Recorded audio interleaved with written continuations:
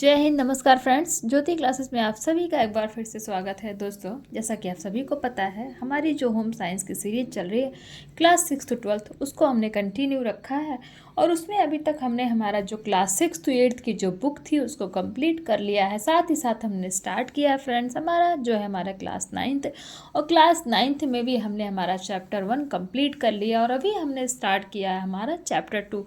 तो आप सभी से रिक्वेस्ट है, अगर अभी तक आपने हमारे चैनल को सब्सक्राइब नहीं किया है तो प्लीज़ चैनल को सब्सक्राइब कीजिए, बेल आइकन प्रेस कीजिए, जिससे जब भी वीडियोस अपलोड हो तो सबसे पहले नोटिफिकेशन आपके पास पहुंचे। और इन वीडियोस को ज़्यादा से ज़्यादा अपने दोस्तों के साथ शेयर कीजिए, जिससे कि उनकी भी पढ़ाई कंटिन्यू हो सके। और हाँ फ्रेंड्स, अगर अभी तक आपने हमारे क्लास 6 to 8 की जो भी हमने पढ़ाई की, अगर उनकी वीडियोज़ को आपने नहीं देखा है तो प्लीज़ प्लेलिस्ट में जाइए। वहाँ पर जितनी भी पढ़ाई हमने अभी तक की है वहाँ पे सारे ही कॉन्सेप्ट आपको कराए गए हैं और सबकी वीडियो प्रोवाइड कराई गई। जितने भी चैप्टर हैं उनमें जितने भी टॉपिक है, हर एक टॉपिक को बहुत ही डिटेल से समझाया गया। तो आप वहाँ से जा करके वॉच आउट कर सकते हैं, वीडियोस को देख करके अपने कॉन्सेप्ट क्लियर कर सकते हैं। और हाँ फ्रेंड्स, जिनके भी यूपी टीजीटी पीजीटी के अप्रैल में एग्ज़ाम होने वाले हैं तो उनके लिए भी ये जो है हमारी वीडियोस काफ़ी हेल्पफुल होने वाली है। जैसा कि आप सभी जानते हैं कि हमारा जो ये हम सीरीज कर रहे हैं इसका हमारा एक ही पर्पज़ है कि एक बार आप अपना होम साइंस का जो भी सिलेबस है उसको अच्छे से पढ़ लें। फिर होम साइंस से रिलेटेड कोई भी एग्ज़ाम कहीं पे भी किसी भी स्टेट में निकलता है, आप किसी भी एग्ज़ाम को क्लियर करने के लिए अपने आप को प्रिपेयर पाएँ। तो इसी सोच के साथ फ्रेंड्स, बिना टाइम वेस्ट किए शुरू करते हैं आज की क्लास। तो आज की क्लास में हम करने वाले हैं आदर्श गृह व्यवस्था के लिए गृहिणी के गुण। तो इस टॉपिक को शुरू करने से पहले हमने प्रीवियस क्लास में क्या पढ़ा है एक बार उसका फटाफट रिवीजन कर लेते हैं, बिकॉज यू नो दैट ना revision is the most important part of our study. तो फटाफट एक बार देख लेते हैं कि हमने प्रीवियस क्लास में फ्रेंड्स क्या पढ़ा था। प्रीवियस क्लास में फ्रेंड्स हमने देखिए पढ़ा था हमारा चैप्टर 2 हमने स्टार्ट ही किया था और उसमें हमने पढ़ा था हमारा गृह व्यवस्था। और गृह व्यवस्था में हमने किया था फ्रेंड्स, गृह व्यवस्था का अर्थ जाना था कि गृह व्यवस्था होता क्या है। गृह व्यवस्था की कुछ परिभाषाएं देखी थी, जो कि उनकी डेफिनेशन जो कि कुछ जो प्रमुख विद्वान हैं उन्होंने दिया था, और इन सभी परिभाषाओं को हमने बहुत ही अच्छे से पढ़ा था और समझा था। फिर हमने देखा था फ्रेंड्स गृह व्यवस्था की प्रक्रिया की, गृह व्यवस्था की प्रक्रिया क्या है। और गृह व्यवस्था की प्रक्रिया में हमने 3 चरण देखे थे। कौन से? एक था नियंत्रण, एक था जो पहला हमारा प्रक्रिया है वो था हमारा नियोजन, दूसरा था हमारा नियंत्रण और तीसरा था हमारा मूल्यांकन। तो जो भी गृह व्यवस्था की प्रक्रिया है, नियोजन मीन्स प्लानिंग, नियंत्रण मीन्स कंट्रोलिंग, और जो हमारा मूल्यांकन था, मूल्यांकन को हम क्या कहते हैं? इवैल्यूएशन। तो इन सभी तीनों चरणों को हमने बहुत ही अच्छे से समझा था।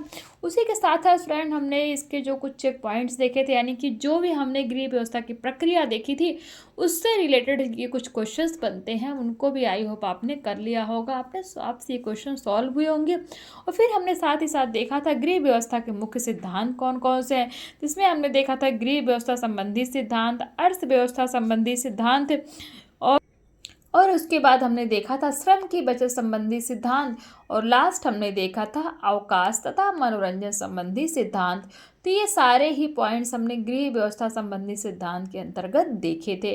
और फिर हमने देखा था गृह व्यवस्था के उद्देश्य और महत्व, कि जो हमारा गृह व्यवस्था है यानी कि होम मैनेजमेंट है उसका उद्देश्य और उसका इम्पोर्टेंट क्या क्या है। तो हमने देखा था कि पारिवारिक आवश्यकताओं की पूर्ति। फिर हमारा सेकेंड पॉइंट था आय व्यय में संतुलन स्थापित कर। थर्ड हमने देखा था उत्तम पारिवारिक वातावरण। फोर्थ में देखा था परिवार में नैतिक विकास। और हमारा जो पांचवा था लास्ट, उत्तम पारिवारिक स्तर को बनाए रखना। तो ये सारे ही पॉइंट्स हमने गृह व्यवस्था के उद्देश्य एवं महत्व में कवर किए थे। और फिर गृह व्यवस्था के उद्देश्य एवं महत्व से रिलेटेड जो भी हमने ये पॉइंट्स पढ़े थे उन्हीं से रिलेटेड कुछ क्वेश्चंस आपको चेक पॉइंट में कराया गया है। आप इन क्वेश्चन को भी जो है आपने सॉल्व किया होगा, ये मैं आप सभी से उम्मीद करती हूँ। फिर हमने इसमें एक पॉइंट्स और देखे थे, गृह व्यवस्था के साधन। तो गृह व्यवस्था के साधन में 2 तरह के साधन होते हैं, एक होता है मानवीय और दूसरा होता है अमानवीय, जिसको हमने पढ़ा था। तो मानवीय में भी हमने देखा था मानवीय व्यवहार, सदस्यों की रुचियां, सैद्धांतिक ज्ञान, कार्य करने की शक्ति। तो ये सारे हमारे क्या है? मानवीय साधन है। और दूसरा हमारा मानवीय भौतिक साधन था, जिसमें हमने समय, धन, वस्तुएं एवं संपत्ति, सार्वजनिक सुविधाएं, ये सभी हमने किस में देखी थी? हमारे अमानवीय साधन में। तो ये इन सारे ही पॉइंट्स को हमने बहुत ही डिटेल में कवर अप किया है प्रीवियस वीडियो में, आप जाके देख सकते हैं। फिर हमने देखा था गृह व्यवस्था के प्रमुख तत्व या कारक कौन कौन से, इनके बारे में भी हमने जाना था, इस पे भी हमने जो है प्रकाश डाला था। तो नंबर 1 था सुविधाजनक घर होना चाहिए, स्वच्छता होना चाहिए, जलवायु और प्रकाश की उचित व्यवस्था होनी चाहिए, घरेलू सामग्री की व्यवस्था होना चाहिए। तो ये सारे ही पॉइंट्स हमने फ्रेंड्स गृह व्यवस्था के प्रमुख तथ्य या कारक के अंतर्गत हमने देखे थे। और फिर उससे भी रिलेटेड जो हमने गृह व्यवस्था के प्रमुख तथ्य या कारक हैं उससे रिलेटेड हमने कुछ क्वेश्चंस भी आपको एज अ होमवर्क के रूप में दिए थे, तो आपने इन क्वेश्चन को भी सॉल्व किया होगा। तो ये था फ्रेंड्स हमारा प्रीवियस क्लास में हमने इतने सारे टॉपिक कंप्लीट किए थे। आज की क्लास में जैसे हमने आपको बताया हम करने वाले आदर्श गृह व्यवस्था के लिए गृहिणी के गुण।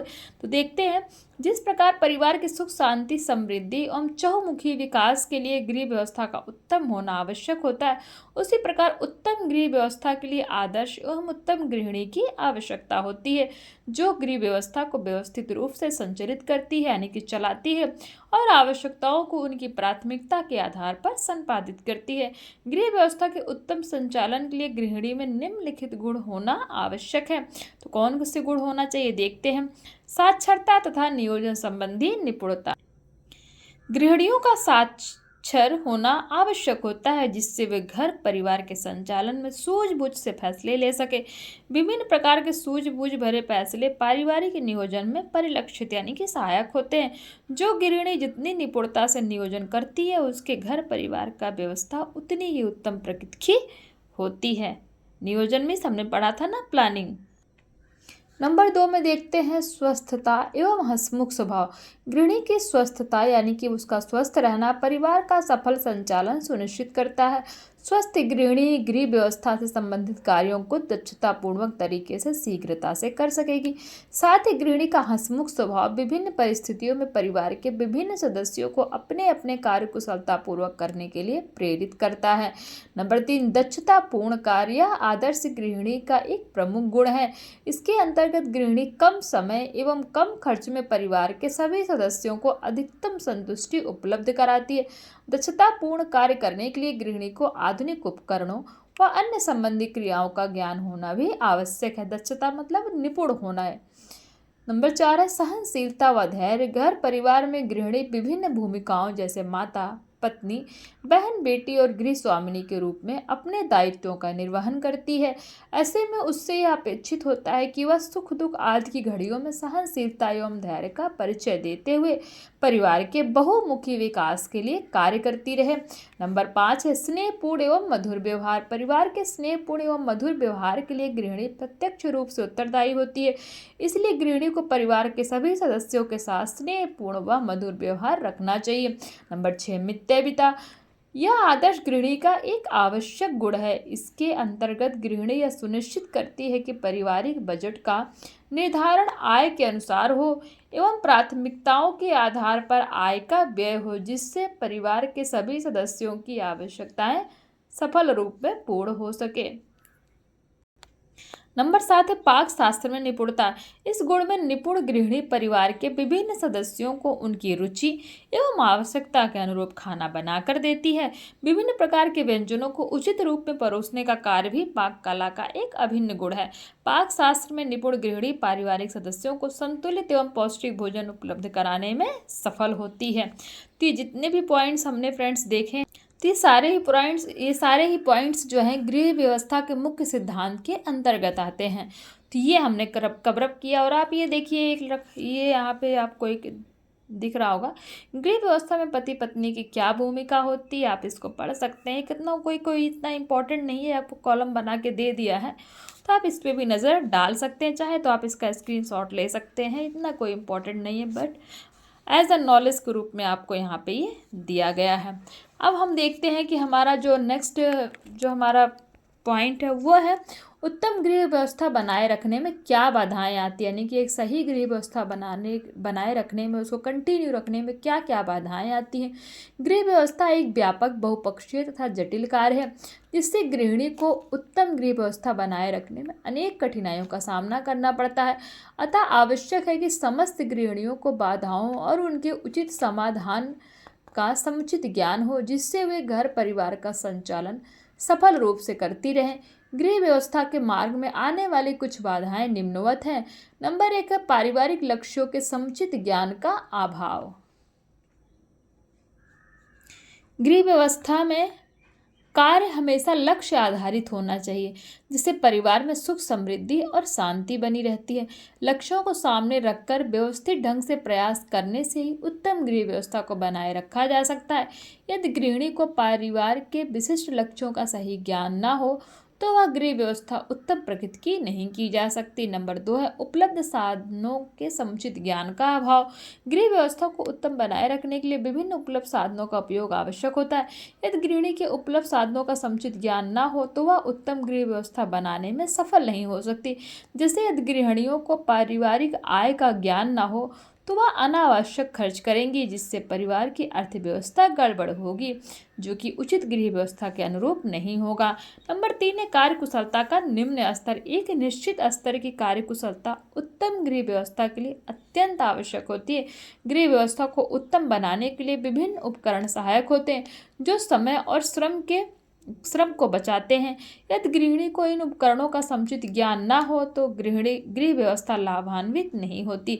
जैसे यदि पर्याप्त सामग्री तो उपलब्ध हो लेकिन गृहिणी पाक कला में निपुण ही ना हो, यानी कि पर्याप्त सामग्री तो हो खाना बनाने के लिए बट उसको खाना बनाना ही ना आता हो, तो वह स्वादिष्ट एवं स्वास्थ्यवर्धक भोजन नहीं बना सकती। स्पष्ट है कि कार्यकुशलता का निम्न स्तर भी गृह व्यवस्था के मार्ग में पूर्ण रूप से बाधक होता है। नंबर 4 है विभिन्न घरेलू समस्याएं। प्रत्येक परिवार में समय समय पर कुछ न कुछ समस्याएं उत्पन्न होती रहती हैं और इसका निवारण परिवार के सदस्यों के संयुक्त प्रयास से ही संभव होता है। लेकिन समस्याएं कभी कभी विकराल एवं गंभीर प्रकृति की होती हैं, तो पारिवारिक व्यवस्था को संभालना कठिन हो जाता है। उदाहरण, पारिवारिक संबंधों में निरंतर होने वाली कलह, पति पत्नी का गंभीर मनमुटाव आदि कुछ ऐसे कारक होते हैं जो उत्तम गृह व्यवस्था के मार्ग में सभी तरह से बाधक सिद्ध होते हैं। गृहिणियों को उन कारकों के प्रति सचेत रहना चाहिए और घर के कामों का संचालन सूझबूझ से करना चाहिए। तो जितने भी पॉइंट्स फ्रेंड्स हमने पढ़े हैं उत्तम गृह व्यवस्था बनाए रखने में, ये सारे ही पॉइंट्स क्या करते हैं, बाधा उत्पन्न करते हैं। यानी कि अगर पारिवारिक लक्ष्यों का समुचित ज्ञान का अभाव है गृहिणी के पास तो भी गृह व्यवस्था उत्तम नहीं बनी रहेगी। उपलब्ध साधनों का समुचित ज्ञान का अभाव, यानी कि जो हमारे पास साधन है उनके ज्ञान उनका अच्छी तरह से नॉलेज नहीं है तो भी बाधा उत्पन्न होगी। उपलब्ध साधनों के समुचित ज्ञान का हो गया। अब देखते कार्य कुशलता का निम्न स्तर, यानी कि गृहिणी जो है अपने कार्य को करने में सही तरह से कुशल नहीं है, अपने काम को सही तरीके से नहीं कर सकती, तो भी जो है हमारी गृह व्यवस्था बाधक होगी। फिर विभिन्न घरेलू समस्या, यानी कि घर में छोटी मोटी समस्याएं लगी रहती हैं जिसके कारण भी जो हमारा गृह व्यवस्था है वो बाधक होता है। तो ये फ्रेंड्स हमारा था उत्तम गृह व्यवस्था बनाए रखने में बाधाएं। इसी के साथ हमारा जो है गृह व्यवस्था जो है हमारा चैप्टर था ये कंप्लीट होता है। तो इससे रिलेटेड कुछ ये इंपॉर्टेंट क्वेश्चंस आप देख सकते हैं कि गृहिणियों का साक्षर होना क्यों आवश्यक है।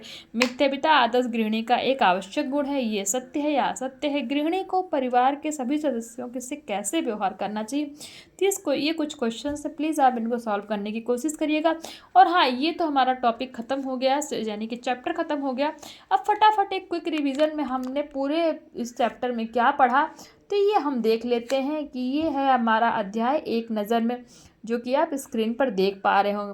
व्यवस्था क्या होती है, एक ऐसी मानसिक क्रिया है जिसके द्वारा कार्य व्यवस्थित ढंग से किया जाता है, उसी की व्यवस्था कहते हैं। गृह व्यवस्था क्या है, वह कला है जिसके द्वारा घर के समस्त कार्यों को उत्तम ढंग से करने के साथ साथ उपलब्ध साधनों से अधिक लाभ एवं सफलता प्राप्त करने में सहायता मिलती है। फिर है नियोजन। नियोजन क्या है,